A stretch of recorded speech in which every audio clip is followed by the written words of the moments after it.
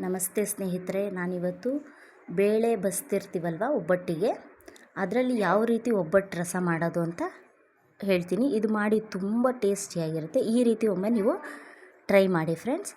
ಮೊದಲಿಗೆ ನೀವು ಒಂದು ಪಾತ್ರೆ ಇಟ್ಕೊಳ್ಳಿ, ಅದಕ್ಕೆ ಸ್ವಲ್ಪ ಎಣ್ಣೆ ಹಾಕ್ಕೊಳ್ಳಿ, ಒಂದು 2ರಿಂದ 3 ಟೇಬಲ್ ಸ್ಪೂನಷ್ಟು. ಸ್ವಲ್ಪ ಸಾಸಿವೆ ಹಾಕ್ಕೊಳ್ಳಿ, ಹಾಗೆ ನೋಡಿ ಒಂದು 2ರಿಂದ 3 ಒಣಮೆಣ್ಸಿನ್ಕಾಯಿ ಹಾಕ್ಕೊಳ್ಳಿ, ಹಾಗೆ ಚೆನ್ನಾಗಿ ಜಜ್ಜಿರೋಂಥ ಬೆಳ್ಳುಳ್ಳಿ ಹಾಕ್ಕೊಳ್ಳಿ, ಒಂದು ಗಡ್ಡೆ ಫುಲ್ಲು ಹಾಕ್ಕೊಳ್ಳಿ. ಅದ್ರ ಜೊತೆಗೆ ಒಂದು ಸ್ವಲ್ಪ ತುರಿದಿರೋಂಥ ಶುಂಠಿ ಅದನ್ನು ಕೂಡ ಹಾಕ್ಕೊಳ್ಳಿ. ಅದಕ್ಕೇ ಅದನ್ನು ಸ್ವಲ್ಪ ಚೆನ್ನಾಗೆ ಫ್ರೈ ಮಾಡ್ಕೊಳ್ಳಿ. ಈ ರೀತಿ ಬೆಳ್ಳುಳ್ಳಿ ಎಲ್ಲ ಚೆನ್ನಾಗಿ ಫ್ರೈ ಆಗಲಿ ಎಣ್ಣೆಯಲ್ಲೇ. ಹೀಗೆ ಒಂದು 2ರಿಂದ 3 ನಿಮಿಷ ಹಸಿ ವಾಸನೆ ಹೋಗೋ ತನಕ ಶುಂಠಿ ಮತ್ತು ಬೆಳ್ಳುಳ್ಳಿದು ಸ್ವಲ್ಪ ಫ್ರೈ ಮಾಡ್ಕೊಳ್ಳಿ. ಹಾಗೆ ನೋಡಿ ಸ್ವಲ್ಪ ಜೀರಿಗೆ ಹಾಕ್ಕೊಳ್ಳಿ, ಒಂದು 1/4 ಟೇಬಲ್ ಸ್ಪೂನಷ್ಟು ಜೀರಿಗೆ ಹಾಕ್ಕೊಂಡು ಒಂದು 3 ಟೊಮೆಟೊ ಸಣ್ಣಗೆ ಹೆಚ್ಕೊಂಡಿರೋಂಥ ಒಂದು 3 ಟೊಮೆಟೊ ಹಾಕ್ಕೊಳ್ಳಿ.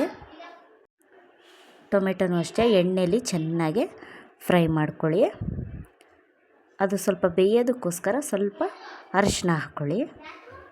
ಈ ರೀತಿ ಅರಿಶಿನ ಹಾಕ್ಕೊಂಡು ಸ್ವಲ್ಪ ಚೆನ್ನಾಗೆ ಫ್ರೈ ಮಾಡಿಕೊಂಡು ಒಂದು ಅರ್ಧ ಟೇಬಲ್ ಸ್ಪೂನಷ್ಟು ಜೀರಿಗೆ ಪೌಡ್ರು, ಅರ್ಧ ಟೇಬಲ್ ಸ್ಪೂನಷ್ಟು ಮೆಣಸಿನ ಪೌಡ್ರು ಮತ್ತು ಮಾಮೂಲಿ ಖಾರದ ಪುಡಿ ಒಂದು ಅರ್ಧ ಟೇಬಲ್ ಸ್ಪೂನು ಹಾಕ್ಕೊಂಡು ನಾವು ಏನು ಬಸ್ಕೊಂಡಿರ್ತೀವೋ ಆ ನೀರನ್ನ ಅದಕ್ಕೆ ಹಾಕ್ಕೊಂಡು ಸ್ವಲ್ಪ ರುಚಿಗೆ ತಕ್ಕಷ್ಟು ಉಪ್ಪು ಹಾಕ್ಕೊಳ್ಳಿ.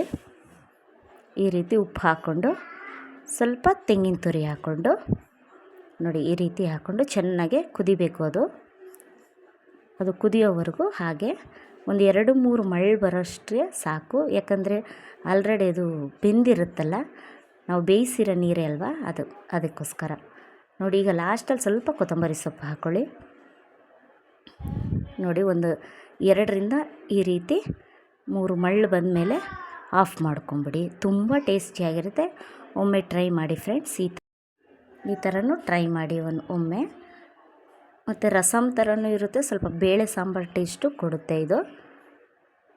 ನಾವು ಮೆಣಸು ಮತ್ತು ಜೀರಿಗೆ 2 ಹಾಕಿರ್ತೀವಲ್ವ, ಜೀರಿಗೆ ಪೌಡರು, ಸೊ ಅದಕ್ಕೆ. ಮತ್ತು ಹಾಗೆ ನಾವು ಮನೆಯದು ಬೇಳೆ ಸಾರು ಪುಡಿನೂ ಹಾಕಿರ್ತೀವಲ್ಲ, ಸೊ ಅದಕ್ಕೆ 2 ಥರ ಟೇಸ್ಟು ಕೊಡುತ್ತೆ. ಒಮ್ಮೆ ಟ್ರೈ ಮಾಡಿ ಫ್ರೆಂಡ್ಸ್. ಈ ವಿಡಿಯೋ ನಿಮ್ಗೆ ಇಷ್ಟ ಆದರೆ ಲೈಕ್ ಮಾಡಿ, ಶೇರ್ ಮಾಡಿ, ಕಮೆಂಟ್ಸ್ ಮಾಡಿ. ಮತ್ತು ಇನ್ನೂ ಯಾರ್ಯಾರು ಸಬ್ಸ್ಕ್ರೈಬ್ ಮಾಡಿಲ್ಲ ಪ್ಲೀಸ್ ಸಬ್ಸ್ಕ್ರೈಬ್ ಮಾಡಿ ಫ್ರೆಂಡ್ಸ್. Thank you.